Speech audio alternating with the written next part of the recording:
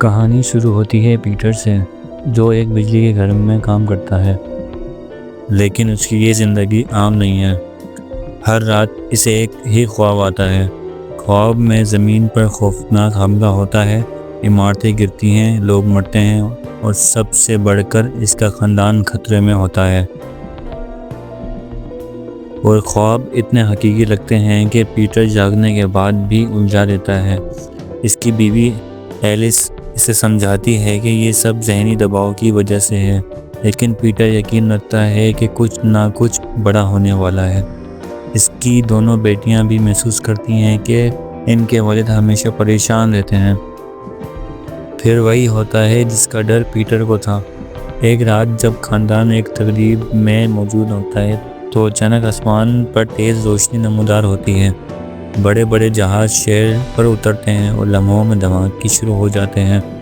عمارتیں تباہ، لوگ چیخ و پکار کرتے ہوئے بھاگتے ہیں۔ پورا شہر جنگ کے میدان میں بدل جاتا ہے۔ پیٹر اپنی بیوی اور بچوں کو سنبھالتا ہے اور ان کی جان بچانے کی کوشش کرتا ہے۔ جو کچھ اس نے خوابوں میں دیکھا تھا وہی سب کچھ اب حقیقت میں اس کے سامنے ہو رہا ہے۔ خاندان اپنے اپارٹمنٹ میں چھپتا ہے، لیکن ایک سپاہی اندر گھس آتا ہے۔ زبردست جدوجہد ہوتی ہے۔ جیسے ہی سپاہی ان پر قابو پانے والا ہوتا ہے، اس کا ہتھیار خراب ہو جاتا ہے اور پیٹر موقع غنیمت جان کر اپنے گھر والوں کو لے کر نکل بھاگتا ہے۔ وہ شہر کے تباہ شدہ راستوں سے گزرتے ہیں اور آخر کار پیٹر کا دوست ڈیوڈ ان سے ملتا ہے، جو انہیں خفیہ سرنگوں کے راستے لے جانے کی کوشش کرتا ہے۔ لیکن ایلس اب پیٹر پر غصہ کرنے لگتی ہے۔ اسے لگتا ہے کہ پیٹر کی ضد اور ڈر نے سب کو خطرے میں ڈال دیا ہے۔ اب آتی ہے کہانی کی سب سے بڑی حقیقت۔ ایک لڑائی کے دوران پیٹر ایک سپاہی کو پکڑ لیتا ہے اور اس کا ہیلمٹ اتارتا ہے۔